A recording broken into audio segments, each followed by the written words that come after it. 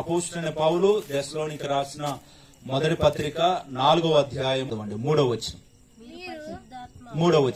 మీరు పరిశుద్ధులగుటకే అనగా మీరు జారత్వమునకు దూరముగా ఉండుటే దేవుని చిత్తము.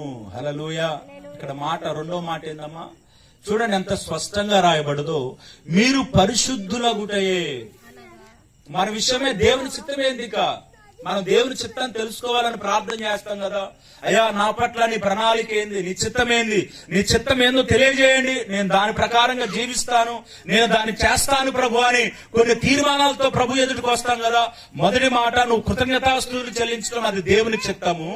రెండో మాట నువ్వు పరిశుద్ధంగా ఉండటమే అది దేవుని చిత్తం. నువ్వు జారత్వానికి దూరంగా ఉండి, ఈ లోక వ్యసనాలకు దూరంగా ఉండి, పాపానికి లోకానికి దూరంగా ఉండి, శరీర క్రియ అనే ఒక పాపము జరగకుండా నువ్వు పరిశుద్ధంగా ఉండి పరిశుద్ధపరచబడటమే అది నీ విషయమే, దేవుని చిత్తమే ఉంది. ఎందుకంటే దేవుడు నిన్ను పరిశుద్ధునిగా చేశాడు. హల్లెలూయా.